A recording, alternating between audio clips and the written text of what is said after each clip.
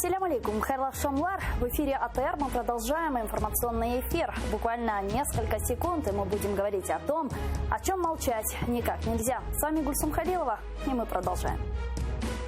Зеленський просить Раду розпустити ЦВК.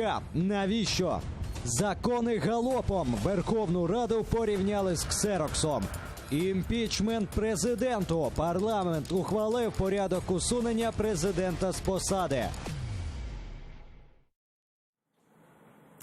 Рада представить гостей нашей студии, депутат от фракции «Европейская солидарность» София Федина. Здравствуйте. Доброго вечера. А также Дмитрий Симанский, медиаэксперт. Здравствуйте. Добрый день. Нашу с вами беседу мы начнем с такого информационного сообщения. Сегодня президент Украины Владимир Зеленский заявил, что планирует распустить Центральную избирательную комиссию. По крайней мере, это стало известно от документа, который он подал в Верховную Раду Украины. Давайте посмотрим.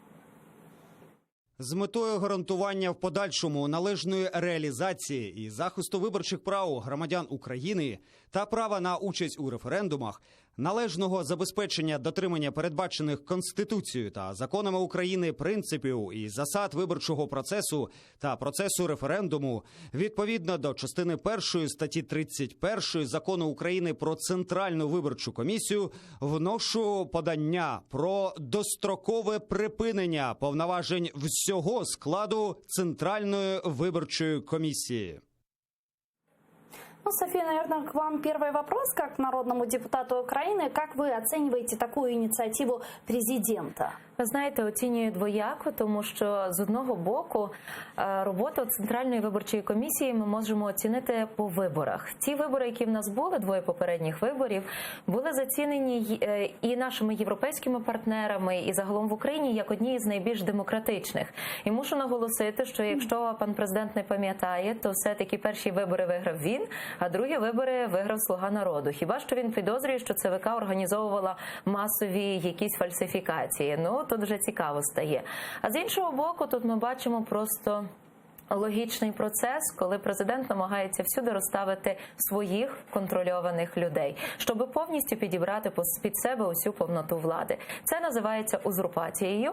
І з іншого боку, я би радила виборцям президента Зеленського і «Слуги народу» дуже добре пам'ятати, що зараз на них і вся повнота відповідальності за кожну дію. Юрий, как вы считаете, Дмитрий, да, как вы считаете, насколько инициатива президента Зеленского, она вот сейчас действительно нужна? Я розумію, чому пані Софії так легко було говорити про політичну доцільність, коли мова йде про Центральну виборчу комісію. Адже саме з позиції політичної доцільності попередній президент Петро Порошенко кілька років тримав старий склад Центральної виборчої комісії на чолі з паном Охендовським, який тотально себе скомпрометував для того, щоб ця тодішня ЦВК вирішувала ті завдання, які вигідні владі попередній. Це одна історія. Друга історія. Саме Порошенко сформував саме цей склад комісії, в якому тотально лише фактично люди, які представляють політичну силу Петра Порошенка. Зеленському не нужны люди лояльні Порошенка, їм хочете їх исключити із ЦВК? Давайте висновки остаточні будемо робити тоді, коли ми побачимо кандидатури. Я би радив оцінювати цю всю історію тоді, коли і президент, і парламент з'їдуться десь там, і коли ми побачимо остаточні кандидатури нових членів Центральної виборчої комісії. Я, до речі, не виключаю, що багато з нинішніх членів Центральної виборчої комісії перейдуть в Центральну виборчу комісію наступну. От якраз тут я можу прокоментувати. Я не знаю, пан Дмитро чомусь пред'являє мені політичну доцільність. Я в даному випадку говорю як громадянка України, незалежно від того, де я зараз знаходжуся. Тому що я бачу, що всі навіть добрі справи, які б здійснювалися за попередньої влади, їх намагаються дискредитувати, заперечити, відмінити тільки із принципу, бо це було попередники, а ми зробимо краще, ми зробимо крутіше. Тільки якраз ці процеси, отаке от бездумне скасування, переінакшування чогось, воно не йде на користь державі. Будь-який депутат із будь-якої фракції, з будь-якої партії, він має перед собою ставити головне питання: де тут інтерес держави і українців? І саме отакі от рішення вправо-вліво, вони точно не є відповіддю на це питання. Сегодня Верховная Рада Украины приняла в целом законопроект об импичменте президента. За проголосовали 245 народных депутатов. И давайте посмотрим, как это было, и, собственно, обсудим. Ставлю на голосування про прийняття в цілому проект Закону реєстраційний номер 1012 про особливу процедуру усунення Президента України з поста (імпічмент). Прошу підтримати та голосувати.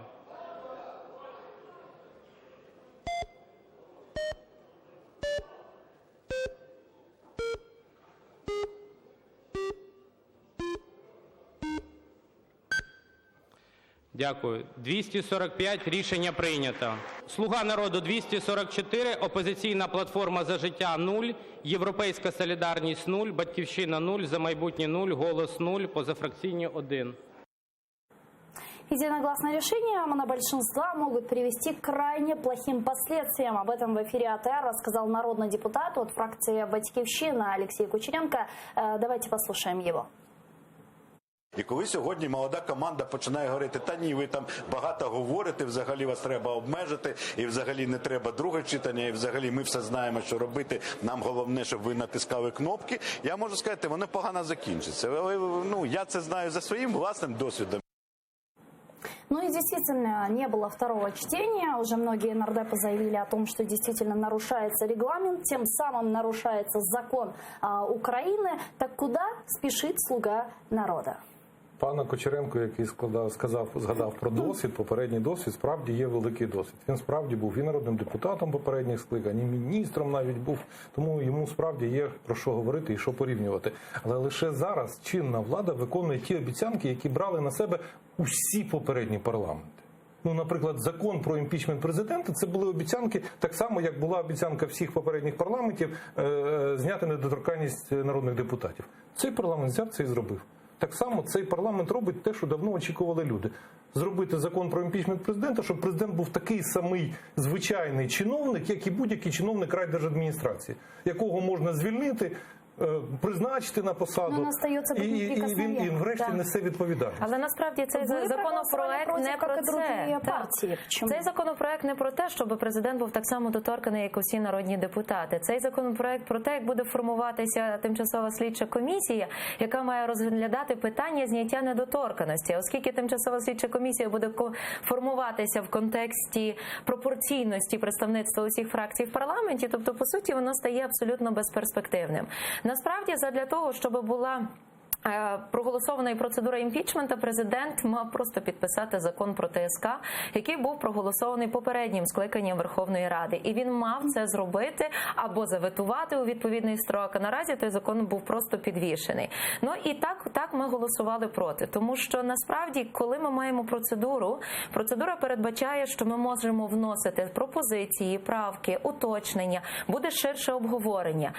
Постійно закидають, що ми хочемо заблокувати процедуру. Та насправді це не так, бо за кожним із депутатів, який має право вносити поправки і має право на якісь зауваження, стоять його виборці. І в даному випадку нам виборці довірили свій кредит довіри. І нам Верховна Рада в порушення регламенту намагається заборонити доносити позицію своїх виборців. Порошенко мог це зробити при своїй каденції. Скажу так, не мені відповідати за попередні каденції, але наголошу, партія «Слуга народу», вони йшли до влади, констатуючи, що вони кращі, що вони більше дотримуються закону і що вони дійсно будуть діяти в інтересах народу. І якщо ми говоримо про закон, вони мають чомусь систематичне бажання порушувати його, внагло мотивуючи це політичною доцільністю. Але ще раз наголошу, що швидкість не означає якість. І дуже часто можна не порушити закон, продовживши процедуру на півгодини чи на один день. С нами сейчас Ирина Верещук, народный депутат от фракции «Слуга народа». Давайте ее послушаем. Ирина, здравствуйте. Добрый вечер. Ирина, ну что ж, сегодня все фракции Верховной Рады Украины, кроме, конечно же, вашей, которую вы представляете, не проголосовали за закон об импичменте. Говорят, что нарушен закон, что никому не дали возможности вносить поправки. Чего ж вы так? Я сподіваюся, ми сьогодні стали свідком, власне, того, як виконується політична воля і політичні обіцянки партіями, а відтак і фракціями в парламенті. Ми обіцяли, ми це зробили. Наприклад, фракції Європейської солідарності була ціла каденція 8-го демократичного скликання, аби розробити, напрацювати, прийняти усі поправки. Все, що можливо, до закону України про імпічмент президента. Також усіх була можливість 29 травня той самий закон, який ми сьогодні проголосували, розглянути, поправки, комітети, напевно, прийняти або ні, запропонувати альтернативний, також проголосувати за нього. І сьогодні би не було жодних питань щодо, знову ж таки, вже, напевно, 3-ї чи 33-ї спроби прийняти, підтримати, внести поправки. Ми вирішили не загравати в такий спосіб ані з українським суспільством і не брати їхню витримку за під питання. Мы проголосовали за цей закон и вважаємо, что зробили правильно. Ирина, вот у нас в студии представители фракции «Европейская солидарность». Это София Федина, и она с вами не согласна. У вас есть вопрос? Ні, до цієї особи у мене питань немає. Ирина, а скажите, сегодня также появилась информация, что президент Владимир Зеленский планирует распустить Центральную избирательную комиссию. У вас есть какая-то информация? Почему вдруг? Офіційної немає, однак я читала це в засобах масової інформації. Спасибо большое. Ирина Верещук, народный депутат, фракция «Слуга народа», была с нами на прямой связи по телефону. И действительно, как мотивирует свое решение фракция «Слуга народа»? Говорят, вот прошли выборы, за нас проголосовали 73% выборцев, есть запрос в обществе, народ хочет, мы обещали, вот мы и выполнили. Но хорошо, но можно ли при этом нарушать закон, как вы считаете? Ви неправильно ставите питання. Тобто, нема порушення закону для того, щоб ухвалити закон. Є нормальна законотворча робота. Не было второго чтения раз, во-вторых, народным депутатам не дали возможности вносить поправки. Парламенти усіх попередніх скликань, я добре це знаю, я давно слідкую за українською політикою, за Українською Верховною Радою, робили речі значно більш драматично неправильні чи неточні з точки зору якихось там дрібних ком в регламенті. Это же не значит, что должно все повторяться. Правильно. І нинішній склад парламенту лише змушений працювати несамовито багато, важко для того, щоб надолужити те, що згаяли їхні попередники своїми порожніми обіцянками, своєю балаканиною, своїм заграванням, своїм угодовством з проросійськими олігархами і тому подібне. Тепер я не адвокат «Слуги народу» і не прокурор для «Європейської солідарності». Запит народу на справедливість величезний. Запит народу на ефективну владу величезний. Або зараз «Слуга народу», Зеленський цей запит реалізують, або ми скотимося в якесь жахливе провалля. Зараз найбільший, найвищий рівень оптимізму серед людей. Зараз найвищі економічні очікування і реалістично люди розуміють, що зараз у України є шанс стрибнути вперед. Дайте можливість владі, відповідальній владі, яка нарешті має підтримку українців, попрацювати. Все. Ви знаєте, я би на це відповіла так. Завтра 77% українського суспільства буде вимагати, щоб опозицію розстріляли. Я так розумію, що в питаннях політичної доцільності влада діюча буде робити так, як вимагає цього народ. І це нас скочує до совєтських часів, коли так і робилося. Що для мене є принциповим? Перше, це те, що неправовими методами державу не збудуєш, особливо правову державу, в якій хочуть жити люди. А з іншого боку, якщо аналізувати, по суті, майже кожен законопроект, який виноситься на голосування, особливо ті законопроекти, які стосуються контролюючих органів, які стосуються прав народних депутатів, зокрема по законотворчих ініціативах, йдеться про те, що ми закладаємо атомну бомбу. Тому що в багато моментів ми бачимо, що коли парламент намагається звести до великої єдиної зеленої кнопки і позбавити всіх інших парламентарів взагалі будь-якого слова. Для цього є дуже багато моментів, коли навіть подання до президента хочуть змінити норму, не 150 голосів буде потрібно, а 226, коли в опозиції не буде взагалі ніяких реальних можливостей. Коли сьогодні ми протестували проти так званої обмеження законотворчої ініціативи, Ірина Геращенко виходила до трибуни. Ми зараз, не ми, «Слуги народу», зараз закладають механізм обрубання язика взагалі усім, хто буде мати протилежну точку зору. Но вы считаете, правильно было проводить аналогию зеленых человечков с оккупированным Крымом? Мені видається, що в контексті того болю, який зараз ми маємо за оце тотальне нівелювання парламентаризму, от в момент найбільшого відчаю це було б справедливо. Я знаю багатьох тих людей, які сидять і в фракції Європейської солідарності, і в фракції «Слуги народу». Я знаю, що це справжні патріоти. Я знаю, що це люди, для яких незалежність, воля України – це не порожнє слово. І тут раптом їх з трибуни, в залі Верховної Ради називають, порівнюють з російськими окупантами. Як би ви відреагували на це, будь ласка? Спробуйте собі уявити, це парламентаризм, це дискусія. У мене є до вас питання. А скажіть, а чому ви заблокували поправки до КПК, які зменшували кількість справ у антикорупційному суді? От яка була логіка? Я розумію, коли ви воюєте за своє оце крючкотворство. Ми не заблокували. А по-друге, тут йдеться про механізми переслідування опозиції. Я би вам радила детальніше прочитати ці всі поправки. Тобто зменшити кількість справ не і залишити лише справи спеціалізованої антикорупційної прокуратури? А передати справи іншим судам, зокрема, чомусь справи по учасниках Європейської солідарності попадають чи то в Печерський, чи то до судів Вовка, чи до якихось інших. Питання було в тому, що якби ми голосували за нормальними процедурами, не скороченими, і була реальна можливість внести певні поправки і зробити певні акценти, ми би це не блокували. Но коли на всіх наших пропозиціях ставиться хрест, в даному випадку тому було наше таке голосування. Захищаючи перспективу відповідальності для одного чи двох депутатів з вашої фракції, ви фактично застопорили роботу антикорупційного суду. Ми захищаємо роботу усіх депутатів, и коли вони можуть опинитися в тих чи інших умовах. Давайте все-таки я бы хотела нас вернуть к основной теме нашей дискуссии. Это принятый сегодня законопроект об импичменте. Я бы хотела, чтобы наши режиссеры сейчас показали на графике, что предусматривает этот законопроект, собственно, какие шаги предусматривает имплементация этого законопроекта. Давайте посмотрим.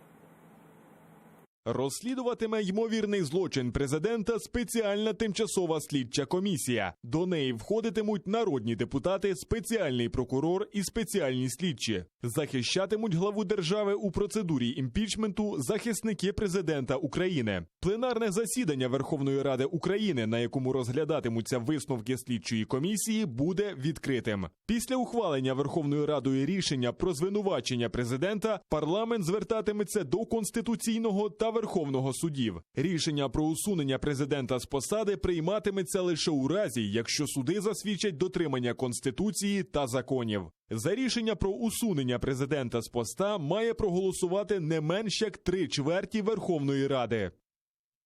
Ну и сегодня представитель из фракции «Батькивщина», который включался к нам в эфир, он сказал, что хорошо, законопроект приняли, закон есть, но имплементация этого закона, по крайней мере, во время каденции президента Владимира Зеленского, она нереальна. Ви согласні? Насправді так, і було зроблено усе, щоб потенційна процедура імпічменту не мала майбутнього. Це зробив президент Зеленський тим, що не підписав закон про ТСК. Ваше мнение по поводу закона принятого? Звісно, про імплементацію. Мені, вам і моїй шановній співбесідниці хотілося б, щоб ми мали прекрасну владу, нормальні цивілізовані інститути суспільства, ефективні медіа, хорошу економіку, високорозвинену науку. Але ми цього не маємо. Ми перебуваємо на дуже низькій позиції розвитку як країни, як суспільства, як народу. Ми прокидаємося лише. Ми маємо окупацію, ми маємо війну, ми маємо економічну кризу. У нас величезна купа проблем, які перед нами стоять. І зараз вигадувати, вибачте, що я вам це кажу, вигадувати, політиканствувати і просто придумувати якісь штуки для того, щоб законодавчий процес не рухався вперед, просто невдобно. Пане Дмитре, законодавчий процес рухається вперед, тому що ми не впливаємо на будь-які рішення. Але ми маємо право висловлювати свою позицію, захищати позицію своїх виборців. Але для мене, чесно кажучи, в тому всьому є найбільш прикро, що за такими гучними справами, які, знову ж таки, приймаються із порушеннями законів, з порушенням процедур, ми забуваємо про безпеку української держави, про її взагалі існування. І за такими гучними обговореннями окремих законопроєктів чи коментарів представників влади, у нас на маргінес відходять питання, такі як відведення військ, зняття українських прапорів, так зване оголошення виведення натівських інструкторів з території України. І насправді ми можемо втратити державу раніше, ніж оці всі питання Ну, стануть вот смотрите, актуальними. ведь объективно, фракция «Слуга народа» действительно в Верховной Раде может принимать любые законы, которые она захочет. Да? И фракции, как и Европейская солидарность, Батьківщина, Голос, вы, извините, конечно, но вы там играете роль статиста.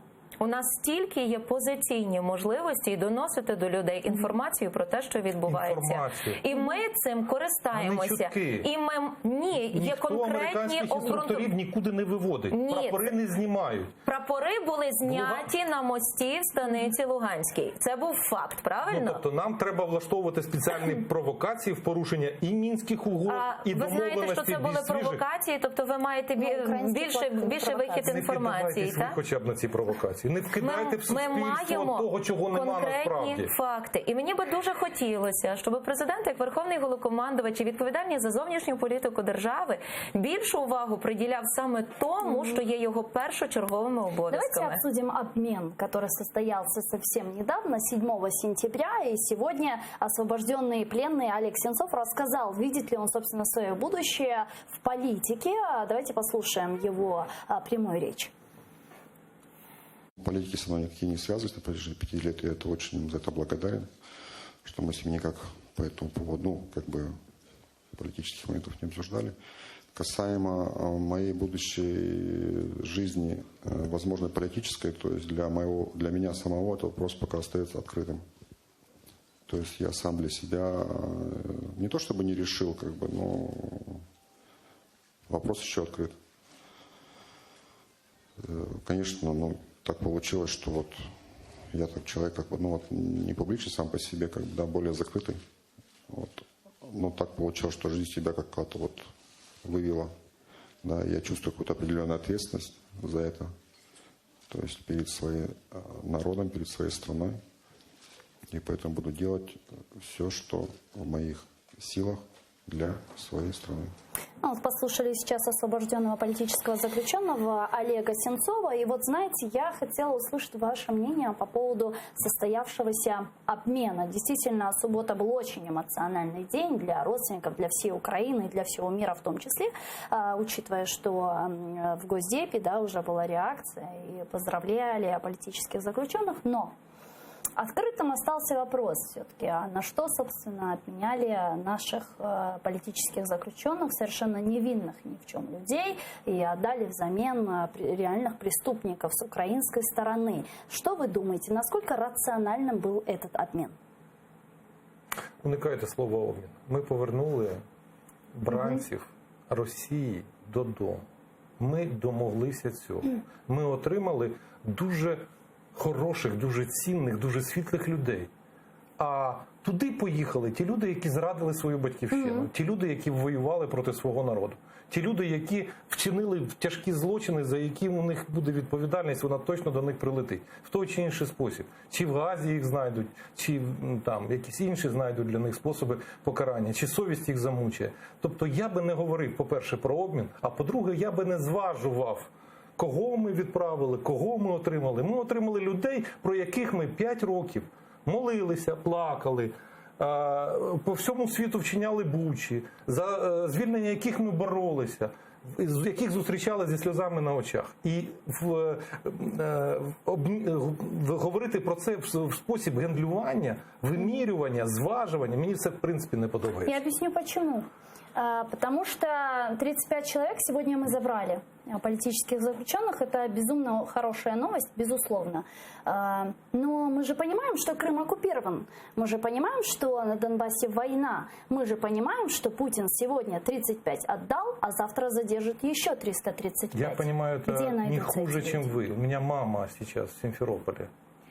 Я це дуже хорошо розумію. Ви знаєте, а в мене в цьому контексті, поза тим, що я так само дуже тішуся, що всі ці люди повернулися додому, мені як міжнароднику болить інший момент. Ціна, яка зараз є заплачена, і яку переважна більшість українців не усвідомлює її.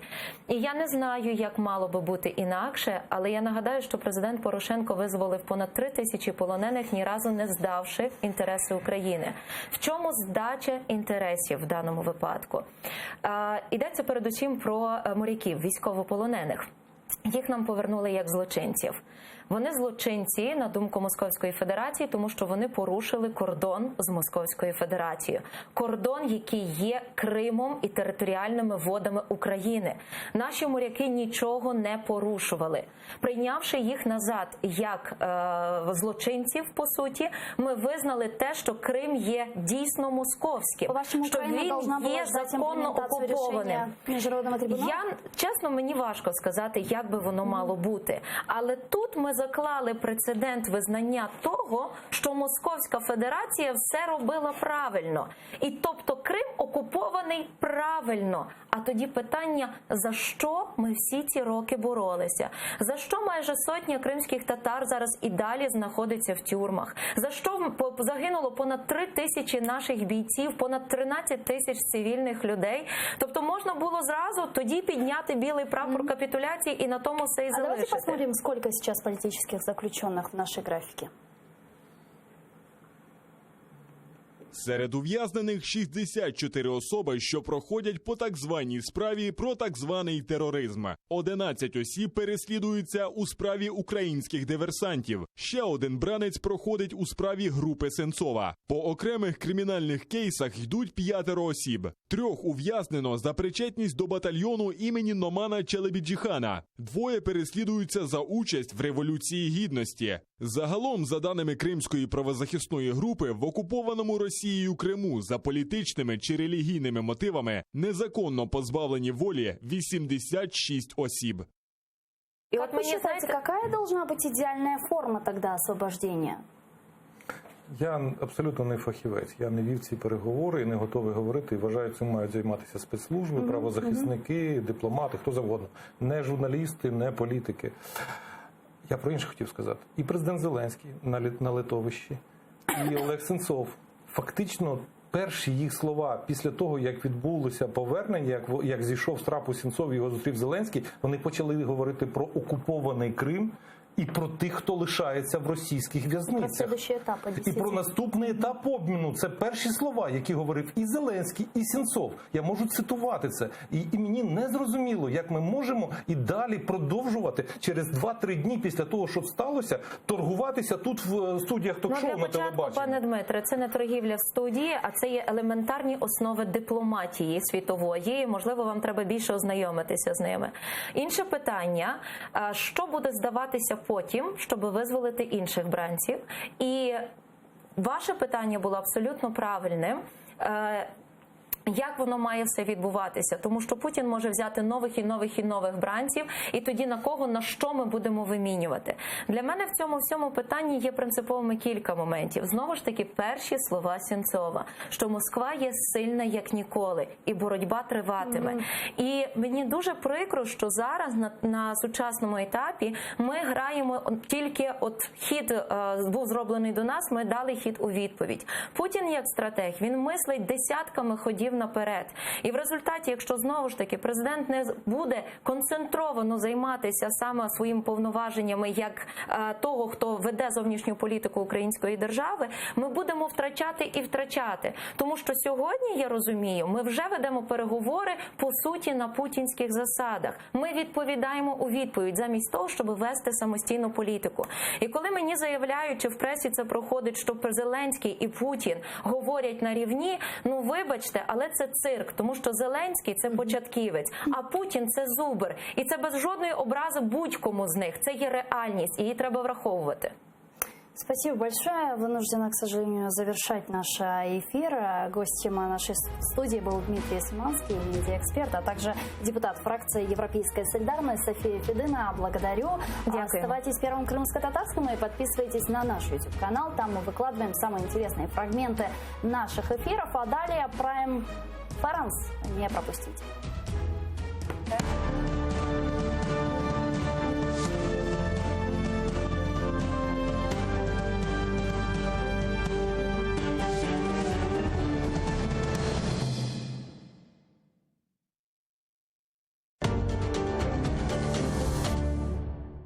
Почему